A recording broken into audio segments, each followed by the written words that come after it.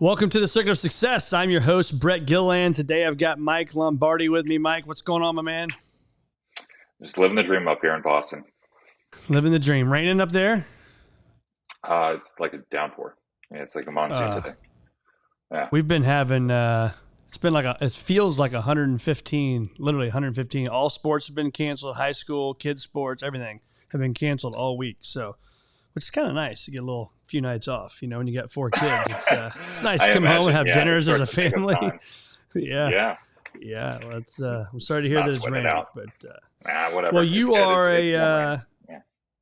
You are a Princeton grad. You are an Olympic coach. You are a Fit Biomics Director of Partnerships. You are the co-founder and CEO of Rowficient. And you got a lot of stuff going on. And what we talked about Always. before this was your wife was on my podcast about 3 years ago. She's the best. She funny enough, we've had 2 kids in the last 3 years, and I was enjoying the little break of her kicking my ass in workouts, and yesterday it's officially over. The run's done. She's back. She's She back. beat me. I'm done. It's over. Yeah, it's over for me now. Well, I'm sorry to hear that. And did you guys That's meet okay. during the Olympics? Is that how you met No, we originally? actually Or? met at Princeton. We met the first Okay. day at Princeton in the boathouse. We were both rowers. Um, we just built a friendship over the first year and then started dating. And then, we graduated at the same time. She decided to keep rowing on the national team. I started coaching at Princeton, which is where the training center was. And then I started helping out because we were always on the same body of water. So, I'd finish up a row. I'd see them coming in. And they say, "What do you think?" And I just start giving her some feedback on it, help them through London. And then for the Rio cycle, and ended up being her coach for part 2. So Wow. that's, yeah, we got married in between, but yeah, So that's she how has it to started. listen to you when you're talking rowing, right? I mean, different. She has to listen to you on the water, but maybe not at home, or what? No, we're a good team dynamic. I think that's always been a strong suit for us is we have complementary skill sets, and our personalities go well. Like I sit back, I kind of see how I can help a person, a team, anything, and then you coach them along. And Sarah's very receptive to coaching, and she likes feedback. So it's a really good match. But yeah, it's things that I kind of learned through coaching. I've kind of taken everywhere and kind of applied to whatever. That's awesome. So if you can, maybe give us a little bit of the backstory, Mike, on what's made you the man you are today. I'm sure there's people all around you and some backstory in there, but what's helped with that? Sure. I mean, I think I don't know how many people say it's where they're from, but I'm from Philadelphia area, South Jersey. Um, I think it's a kind of part of the DNA a little bit that you work hard, you don't make excuses. It's all about accountability, and I think that my dad was always a really good role model for that, and a big. I'd say that the first person I really remember kind of like changing my life in that sort of sense was my high school rowing coach, Bill Lamb, and he pointed out to me, or he made me believe in myself to a level that I didn't think of before. Like I was a talented athlete, varsity basketball. I, I messed around with soccer, which is funny at 6'7", and like rowing, I just kind of stumbled into it because somebody said you should go try this because you're tall. I was decent, but I didn't really totally understand. Like as most high school kids don't, like what is full exertion, what is going to the max. And I think he really kind of helped me unlock that. So it was the combination of me being a Jersey guy going to a high school in Philly. All those guys knew each other. So in the basketball circuit, I kind of had like a chip on my shoulder. It's like, I'm this outside guy and I was not part of their crew. And that was fine. I was really good at basketball, but rowing really kind of welcomed me with open arms. And um, Coach Lamb, he held me accountable. He's like, I remember this after the 2004, I guess, national championship. I was still in the JV as a sophomore, and he's like, "Mike, next year, like, I need you to be the team. Like, that was amazing. You won that race you won the championship for those guys. This is an 8-man boat. Um, Hmm. I stayed in front of the team, so now there's all this pressure. Okay, cool. I got to go do this now." he's kind of grooming me the next year. And, I go play basketball, do that whole thing. The season's over. I show up to practice. It's a race day or race practice. And it's like my second day back. I haven't touched an oar in, 4 or 5 months. And he just unloads a little bit of like, you're supposed to make the boat 1,000 times better, not worse. And just that the course of that season was like, hey man, this is no bullshit. Like, people are really counting on you and you have to hold yourself accountable. And he hammered home this, what accountability means and holding yourself to a standard. And it doesn't matter what anybody else is doing. Like, it's your standard or our standard. And that's what matters. So, he completely changed it for me. And then when I got to college, I carried a lot of that stuff with me. And then through rowing at Princeton and then coaching at Princeton, you learn a lot of lessons. And I think, I know you've had lots of coaches on here, but finding your voice is a hard Yeah. thing as a young coach. And all you can really do is like, you start with who are the most recent voices or who are the influential voices in my head throughout. And that's where it starts. And you're more of a copy of that than yourself. So, again, another sort of inflection point for me. I took over mid-year coaching at Princeton, and I kind of came down on them a little hard on practice just because of attention to detail. And one of the kids from Iowa, he said, "Mike, you catch more bees with honey than vinegar." And I was like, I think I got more upset when he said it, but like just internally. But from then, it was like completely changed my outlook of like, I know who I want to be as a coach now. Like, I want to bring these kids along and these young guys and develop them, and it's about the process together. And it's not like this is it and this is how you do it. And that's what I've kind of taken with me from that point on. And when I completely changed that, then I saw way better success in the rest of that season and then in ensuing seasons. So it's a little bit of a shift in mindset from being so competitive as an athlete, Yeah. and then shifting to like, this is all about everybody else. And knowing you And can't that's really do yeah. anything, right? You can't control the outcome because you're not in there, right? You're not in there rowing and doing that. It's all through other people. Yeah. And it's still so fresh, right? Like, you just did it, and you're either happy with how your career ended or you're not. Most Yeah. people aren't. Um, or I'd be still rowing for the national team or something like that. And even still, like, a lot of times that doesn't end up well. But, yeah, it was I would get less frustrated with the outcome, more about the process. Like, Yep. why isn't this cue working for coaching, for you making this technical change or something like that. So, finding more patience and ways to connect in different ways, because everybody's different. That's the big thing. It's like, just because I understand something one way doesn't mean that anybody else understands it the exact same way. So you have to reach people where they are, and you might have to try 15 different cues Yep. to get the same outcome. So how have you changed your definition of success over time, right? And I asked that question because I know for me, when I was 22 years old, starting in wealth management versus now being 45 in wealth management, my definition of success has changed quite a bit over the years. Has yours changed as you've progressed in your life? Yeah, for sure. It used to be very binary. You won or you didn't win.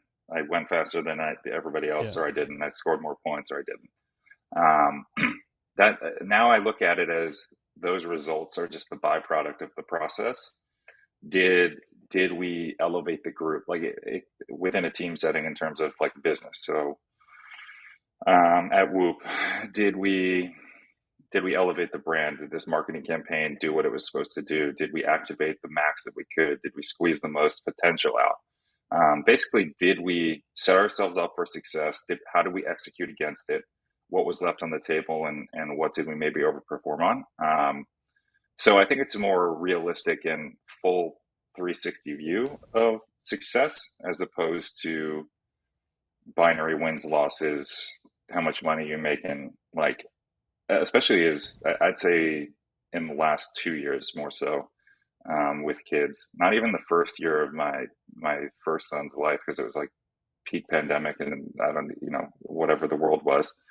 Um, so I feel like I was still very stressed about, I don't want to say the wrong things, but at a certain point, it was just like family is first, and I impacting the boys' lives, and like that's success to me. Being there for them, helping Yeah. them through all the things they go through, like that's success. And being healthy enough, like not going to the gym and being like, I gotta win this workout. Cool if I do, but it's really like I hope I go get a good workout, spend some time with people, and come back and I'm healthy, right? You know, as you get older, as I'm Yeah. sure you can appreciate, like part of it Didn't is pull just a making sure I hamstring or leave that something. place in one piece. Yeah, like Right. I didn't blow his shoulder out or something. So Yeah. yeah, it's a completely different shift from a mindset perspective. Well, people are going to think I'm a Whoop, I'm getting paid by Whoop or something. I'm not. I wear a Whoop, have for, I guess, 3 or 4 years now. And I had Kristen Holmes on the show yesterday. She'll be out next week. But what did you learn when your time there as an early adopter and seeing something that's grown like to what it is today? So Kristen actually was my first boss. She hired me at Whoop, and Okay. we met at Princeton. We coached there, and we both had athletes in the London Olympics. So we spent some time Huh. over there. So it's kind of a long-term relationship with Kristen, and she was very influential in my process too. I would say my in my professional career. You know, she brought me in, and you know, the thing about Whoop that excited me back then and still does. I was doing this stuff on my own for the second Olympic cycle, so I was pulling a lot of data like on my athletes of how many hours did you sleep, what's your mood, what's your urine color, SpO2 monitors, you know, kind of, Wow. you know, I call it like fluid periodization of training, where it's like we have an outcome we're trying to achieve, but just because we have this sort of training plan written, that doesn't mean we're going to go and execute it if you're like complete toast. And that's more or less kind of like what Whoop also helped you understand is like, do you need to pull back? Do you not? Can you push harder than you didn't even realize it? What are the things that are positively impacting you, negatively impacting you? And I got to do that with Kristen for a year and a half, basically as like performance consultants to teams, and we got to help other teams win national championships, which was more fulfilling to me than actually winning them myself. Wow. Um, and like Whoop is continues to change the game. Like, you know, from that we kind of Kristen went off on the thought leadership, performance science side, and I started doing strategic partnerships. So I worked closely on Whoop's major partnerships and negotiating them, executing them, and then I got very into leading things in the CrossFit space, functional fitness, all that kind of stuff, and then third party integrations. So whether that be Hyperice, Equinox app, whatever. So working close with the product team. So the thing that I always liked is I'm like a serial entrepreneur, I'd say. That's what they told me in business school, which is don't work for anybody. Not that you don't play well with others, but you thrive much more in small environments where you can really get your hands dirty. Um, and that's what Whoop was when I joined it. I think there were about 35 people when I joined, and we Wow. got to do everything, um, which is both stressful, but also really amazing. Um, and now Whoop is a huge company, and uh, you know it continues to grow and changing lives. So um, I Does that honestly don't change remember your what the original question was, but you know there we are. Yeah, yeah, there was a great answer to the original question, and so what it makes me think about is, I think about like Patrick Mahomes, and I'm a golfer guy, so Rory McIlroy, Justin Thomas, you see, Michael Phelps. I mean, you see major sports stars wearing this stuff, and but go back because I would apply this Whoop thing we're talking about, this bracelet that tells me everything about my life, right? Probably don't want to be called bracelet, whatever you want to call it. But then apply that to whether it's wealth management, calling that Mr. or Mrs. Big client, or I'm an attorney and I want to get that big lawsuit thing done, whatever it may be.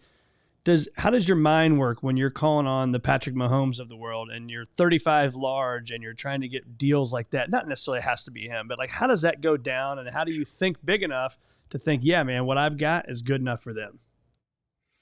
Yeah, that's a good point. I don't. I think maybe everybody's different, you know, with how they deal with people that sort of scale.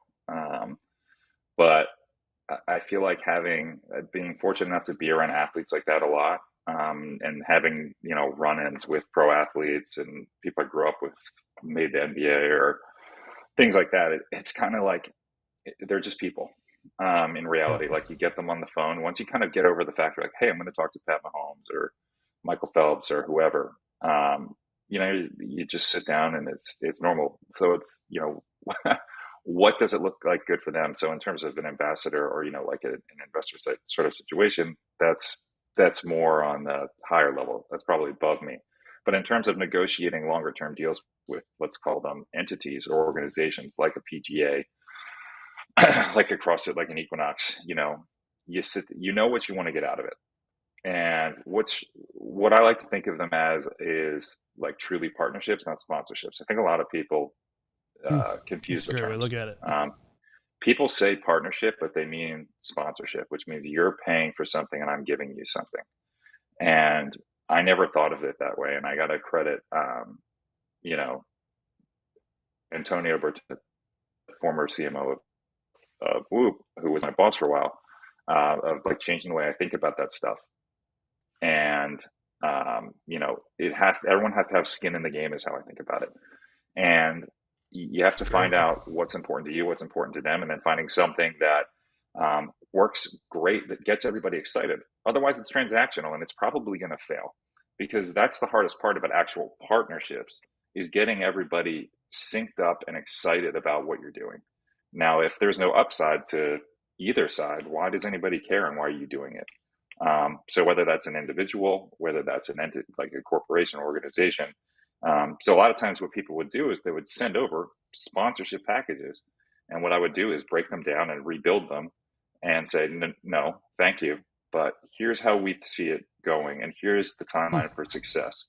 So not just like, here's a deliverable social media post, licensing of logos, blah, blah, blah, blah. Okay, cool. Got it.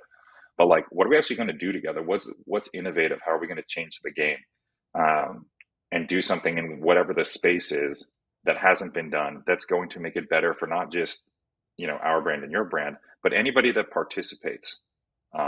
We want to add something to them. So they see, Whoop and CrossFit did a partnership. How does that trickle down to a, multi-million individual community? Like how does that matter to them? Right? Or the PGA, how does that matter to them? How is Whoop going to all of a sudden show up? And you saw it in like a fan experience, right? Like there was the Whoop live at the Ryder Cup, right? Or these heart rate moments of right. So it's like, how do you start to build those things that nobody's thinking about into these deals? So it has to be very forward thinking and pushing the bounds, and you have to find a partner that aligns with how far you're trying to push the boundaries, I guess. Yeah, I loved one of the things I saw after the Super Bowl.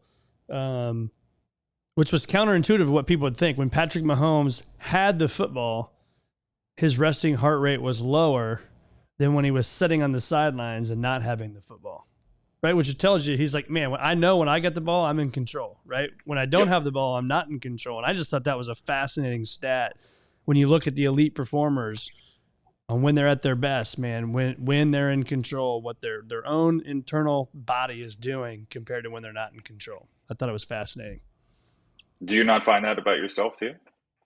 I do. I showed this to Kristen yesterday. The new stress thing on the Whoop is when I'm doing this, or if I'm sitting with a client, like my stress meter is lower than when in a, I guess you could say a more stressful situation, right? I got to be on. I got to ask you these questions. I know people are going to watch, right? More stressful, but yet when I look at my stress monitor, it's not. My stress is lower. I feel like I'm enjoying the moment. I'm doing the things I'm put on earth to do. And that's would be my equivalent of, having the football or not. Yeah, no, I think that's the case, right? Big time players want the ball when the game's on the line, right? Right. And that's when the I want to make that maybe. putt. Yeah. You want to make that putt. Exactly. I want to make that putt, baby. Kim Bain Dunes next week. If we can, I'd like to dive in. And I just got this feedback today, from somebody that they want more of the behind the scenes of what people are doing, which I think is great, because when I talk about a process you go through to be at peak performance, it's like, well, I sleep well, I exercise, I drink a lot of water, and here's the 5 same steps. But I don't know if you like getting in the weeds on this stuff or not, but can we do that? Like, how can you help our listeners be at peak performance and live the things we need to do. Let's be as detailed as we want. Let's kind of go back and forth on that one. Sound good? Yeah, sure. Let's do it. All right. So, alarm clock goes off. We're going to start the day. What's Mike Lombardi doing? What's that process like for you? Usually I'm woken up by one kid or the other. Exactly. In between Yeah, 2 and 7, right? yeah. So, and yeah, normally I'm up probably like anywhere from like 5:30 to 6:30. What I'll do is I will take care of the 3-year-old. My wife will feed the 3-month-old. So I'll get Mav up. So my oldest son is Maverick, and I bring him downstairs. We make breakfast together. Make coffee. He helps me make coffee. It's the same process every morning. He covers his ear when I grind the beans, but then he helps me with it. He always wants to touch the ground up beans after. So we get that. He helps me make whatever his breakfast is for that day.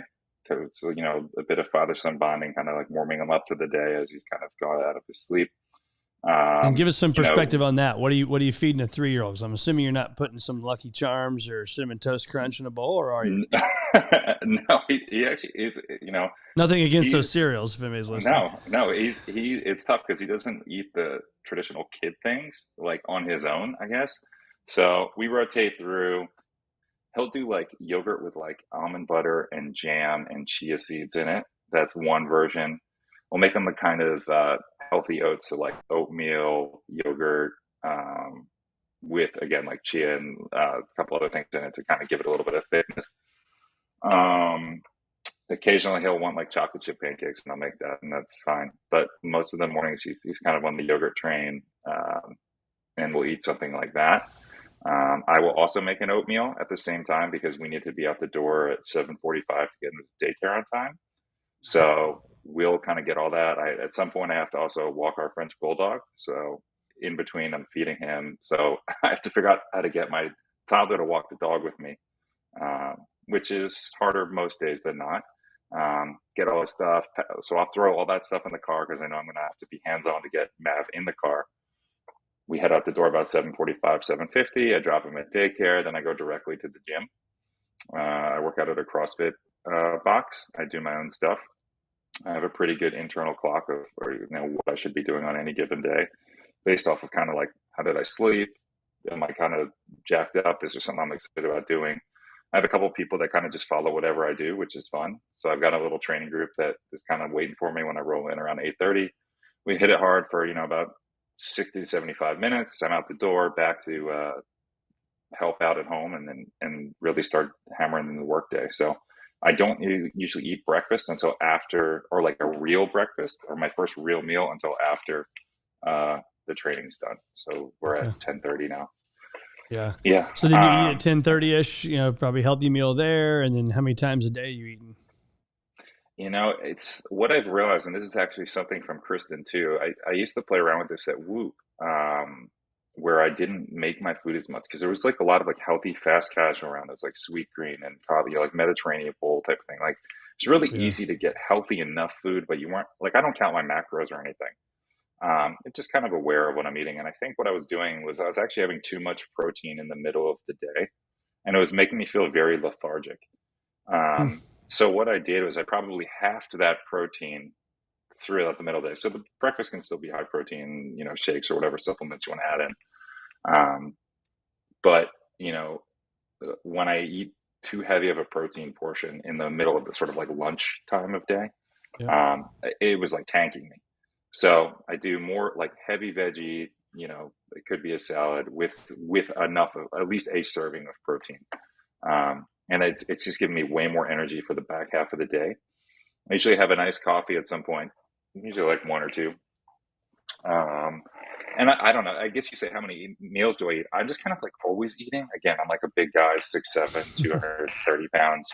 So it's just kind of like consistent. So it's like I just finished eating and I'm like, all right, well, I want another apple now. And I'm just going to kind of keep doing that. But we don't keep like crap food in the house, so to speak. So it's like, it Yeah. always will have to be like a fruit or a yogurt as like a snack, or I mean, perfect bars are basically candy bars, but like healthy. So I might have like a half a perfect bar as like a bite of something, and always hydrating. I know people said that, but Just got It's to, like, important, though, the man. days I feel best, it's hard. It's really hard. If you don't start early, it's basically impossible. I don't know how much Kristen got into this. We used to talk about this all the time, but like, there was a period of time where I tried to drink my body weight in ounces of water for like a week. It's basically impossible. But Yeah. it, like, my HRV skyrocketed. I didn't change one other thing besides water intake. So it was wild. So back to the Wow. day. Now we're at, I don't know, works all throughout this. I'm helping out with the 3 month old. Usually you have to leave around 4:30 to go get Nav from daycare again. Go get him, come home, we make dinner together. He has whatever he's gonna have, and I make dinner for the whole family every night. And then the masquerade of bedtime begins around 6:45. Bath time, It gets bedtime. easier, brother. I'm telling you, it gets easier. Just hang in Hour and there. 15, hour and a half. Oh, it's fine. And then eventually he's down. Then I probably have about 90 minutes, let's say 8 o'clock. I can actually like sit down, or maybe I have to go clean up and get everything ready for tomorrow. So I got to pack his lunch, get the house in order. And then, it's almost time for the dream feed for the young baby. And Hmm. so I've got about 90 minutes to either like throw a Phillies game on, or hammer out some more work if I didn't get something done yet, or try and get ahead on something. But usually I give myself a solid like 30-40 minutes to kind of like unwind and like let my brain decompress from all that high activity, because we're also body training. And yeah, I probably get to bed around 10:30 every night. Do the Nine dream thirty, so feed, you clean said? everything up like 10:30. Nice. Oh, 10:30. Okay. Try to, Nice. try to, yeah, try I to. like it. That's good, man. Now do you take Rinse vitamins? and repeat. You a vitamin guy? I take, well, I do like collagen. I don't do, well, I guess I do like vitamin C, but I don't take a multivitamin, but I definitely should as I'm getting older. But yeah, I do like whey protein, collagen, creatine. That's like just a go-to every day. Got it. Okay. How do you challenge your own thinking? Oh, that's good. Um, what I like to do is I put my thoughts down, and then I have to take a day away and then rethink the whole thing. And like with fresh eyes. Or I like to bounce ideas off people. Um, I don't know if it comes through on this podcast, but I'm very stream of consciousness in terms of the way my thoughts go. So a lot of times my brain is firing faster than I can even get the words out or put them down. So what will happen is I'm just going like a million miles a minute as an idea is populating, and like I need to slow it all down to try and get it across to somebody else. So that's part of it. Is one, how do I clearly articulate something to another person to even get their feedback? But like once I do have that, it's getting feedback from people that I trust, that I know have different perspectives than me. Um, but know enough about whatever I'm talking about to effectively challenge it or validate what I'm thinking. So I'm not going for somebody that's just going to tell me yes. In fact, I don't want somebody to tell me yes. Like, I wouldn't keep you kind of around if you were just a yes person and that was the Yeah. relationship. Um, I think that's why Sarah and I are so successful as a partnership, because we do challenge each other in that sense of different styles of thinking, not one better than the other. It's just situational. Like, oh, that was a great thing. I didn't think of that part. Um, and being really open, like not having an ego of like, well, this is what I thought and it can't be improved upon. If that was the case, then I'd be, I don't know, I'd own Twitter or something. But I'd have enough money to, at least. But Right. that's Exactly. that's not the case. Are you a journaler? Like goal planning, journaling, kind of time away? Like I always talk about time in the business and time on the business. I like to go about once a quarter. We'll take our team, go off site. We plan, we strategize, we think. Do you like that stuff? Do you do that stuff? What's that been like in your life? So at Whoop, I was a big notebook guy, and that was more for like biz dev Yep. stuff, or like keeping notes on that kind of stuff. Once I kind of got into building campaigns or partnerships, I could keep that on the computer. I would say like one of my superpowers is I can keep a ton of information in my head like fully organized. Not Yeah. helpful for other people, but for like my tasks, like I can, check them off without putting them down. I wouldn't suggest that for most people, but I usually do. What I will do is I do set like these are mandatories for the day. I always have my like long term goals up here and somewhere on like probably in my notes on my computer and my phone. But I will have like these three things mandatory today. Get them done as soon as like before noon. They have to be done before noon, and Yep. then whatever else you're going to do more. But like definitely accomplish these things because I think where I think people get into trouble, and myself included, if you never let yourself have any smaller wins, um, it starts to just mount, and it's easy to start viewing things as a failure or you're not making progress because it's not as tangible. So like it's very important to have these sort of tangible things, whether it's like that was a great gym session. I clean and jerked something, or like I accomplished exactly what I wanted. Okay, that's good because there's going to be days that it's not that, or it's like I handled this, and this for my life. Like we enrolled in preschool, and he's got his lunchbox. Like they don't all have to be business related things. They are life related to keep me grounded in everything that's going on, and I think that keeps me level and in all of these things. I call it the roommate. I read that in a book once, that we all have this roommate that lives with us. It's that person, right, that sits on our shoulder and may tell us things. It's our internal thoughts, our internal conversations that we have. Are you good at those? Are those mostly positive? If they are negative at all, can you flick that guy off your shoulder? Like, what's that look like for you? Yeah, the anything negative lasts very little. I love it. I will I say I'm an irrationally confident person sometimes, and I think that anybody that's great at anything is. Um, I don't think that there's like a non-confident pro athlete or top performer anywhere. It doesn't matter what the business is.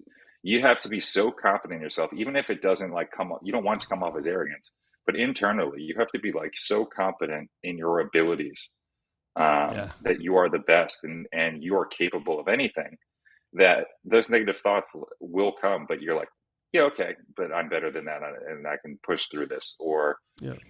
you can understand why that thought comes, and you can also talk yourself out of, okay, yeah, this is a thought, this is just a thought, that's not the reality. And I think that that's something I've gotten very good at over time, is this is a fleeting thought, and feel it for a second and then move on, because this is not who you are and this is certainly not defining you. I think for me, it's that you see, consuming your thought, that I've learned to talk to it. Talk to that thought, like almost talk trash back to it. I used to deal with I like anxiety a that. lot, and it's like, man, okay, I got it. Like, I know Sunday, I don't like small airplanes, and I know I'm gonna be on a smaller airplane Sunday. I'm gonna have some serious anxiety. If I kind of had it through off and on this whole week, but I'll tell it like, look, I know what you're doing. You're trying to make me go there and think all these irrational thoughts.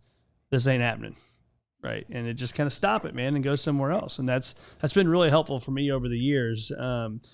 And continuing on thinking, what is there anything right now that's maybe in the infancy stage for you, but it's consuming your thinking right now? As a leader, as a father, as a husband. I mean, all the things you're doing. What Oh is it? yeah, existential dread, man. That's the thing that actually, and I know I'm Existential sure you can dread. appreciate this. Um, like, what if something happens to me? Um, and I feel like you don't ever really think about that until you have kids. Maybe some people do think about it earlier, but the reality of something could happen to me and somebody has to take care of it. There has to be a way to take care of these kids. So I think that that's the thing that freaks me out the most. Mm-hmm. And nothing else wakes me up in the night other than that, of like, what if something happens, and have I done everything I can to make sure that my family's okay?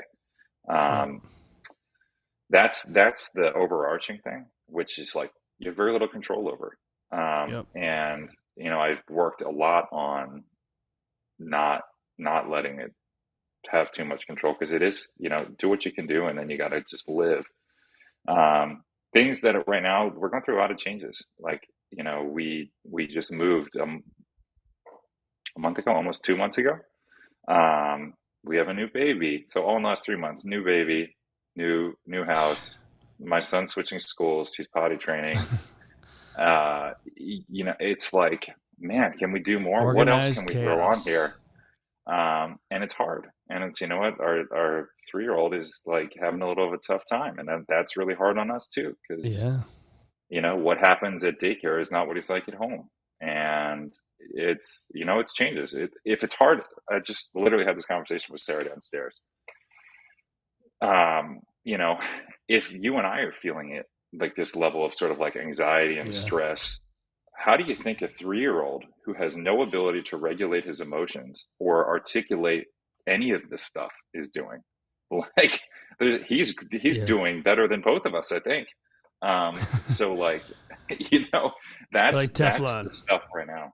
Yeah, it's like Yeah. that's the stuff that I takes up my headspace. It's like working is fun and they're opportunities. Whereas I can't even say at Whoop, like when I had no kids, young professional, like everything's great. You can go all in and Yeah. like you don't have to care about anything else. And I believe that like having kids has helped me put things in place. As you kind of said, it's like you've got work time and out of work time and those sort of thoughts. And um, it's really been great to kind of have that shift of like there's work and there's life, and work's necessary for life, and hopefully there's some cool things in there, but ultimately like it's the relationships, it's the people and how you treat them, and the joy you bring to other people too. Yeah, it's funny. So I don't, not that I'm that much older than you, but I probably am quite a bit older than you. But in talking about kids in our lives, mine are 17, 15, and my 15-year-old man, I dropped him off at school today for the last time that I'll ever drive him to school. I'm like, oh, Really? so, yeah. So it's like he's my second one. So my oldest one drives, and he's 17, almost 18, almost 16, and then 13 and 8. Um, and one of the things I did when my kids were at your kids' age, and I don't know why, but I thought about like the things you thought about too. Like, what if I'm not here? Are they going to get anything that I ever taught them? All that stuff. And so I would find myself sometimes literally just holding a phone while I'm driving. I wouldn't look at the phone, right? Got to be safe, but do a video and talk to the boys, and then send that to like an email thing that we have. Like, they didn't have emails and phones and stuff back then, right? And so I would make sure there's a place where they could go watch those videos of what you stand for, man, because we don't know. I could get hit by the We proverbial don't. truck tomorrow, right? And it's like, Yeah. I want them to understand about who they surround themselves with matters. And now, at 17 and 15, they're probably like, oh God, here he goes again, right? But when they're 3 and 1 or 3 and 3 months, I mean, they don't know that stuff. They want to hear from dad. So just a thought for people that are listening, or for yourself, for food for thought. So this has been awesome, man. Winning is a choice. You agree with that? Winning is a choice. Yeah. Is it? Who I'm said that? asking. I don't know. No, I'm asking. I'm asking if you think it's a choice or not. Because I believe there's a lot of things that are choices, but is winning a choice? And I'm anxious to see where you go with that, because I I got don't some think thoughts. I don't think that winning is a choice. I think that what you're willing to do to win is a choice. Yeah. Um, let's say you're running hill sprints.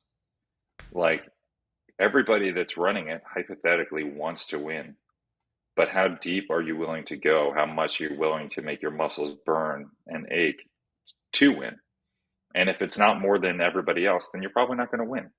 Yeah. So I don't think winning is the byproduct of the choices that you were willing to make to win.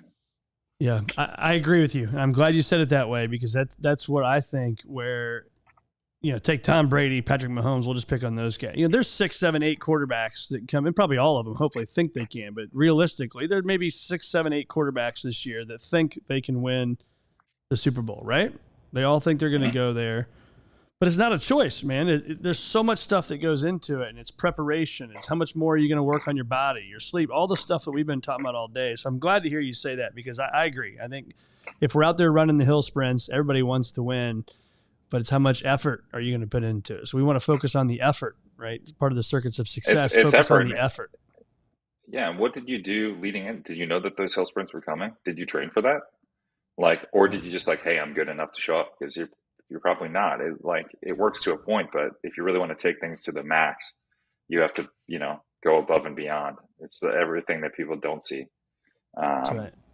and just for the quarterback thing, Jalen Hurts is the best. and the Eagles will be back in the Super Bowl. I So love it. That's great, man. He had a hell of a year last year. He's fun to watch. I like that. love that guy. Well, Yeah. where can our listeners find more of Mike Lombardi? Well, if you want lots of dad and training content, you can follow me on Instagram at Lombardi Michael. Rowficient exists still on Instagram. If you're looking for rowing tips or any of that sort of training stuff. So we actually worked with Harvard's women rowing team for like the last 6 years. It's kind of like Wow. strength and conditioning, consultant training stuff. So, yeah, that was fun. But yeah, no, you find us around. Sarah's I need a to really check good that one follow. out. Yeah, she Yeah, is. Sarah's a good follow. At Sarah Hendershot, where you'll get more content from her than you will from me. I need to get on that rowing one and get some pointers, man. I got a rower about 4 or 5 months ago, the Peloton rower, and it's a hard ass workout. Yeah, it's not easy. That's the thing. It's people make it look easy. It's not easy, and No, yeah. So hey, not. you can always hit me up after this for some rowing. All right, man. I will do that. Well, Mike, it's been awesome having you, man. Thanks for joining me on the Circuit of Success podcast. Thanks for having me.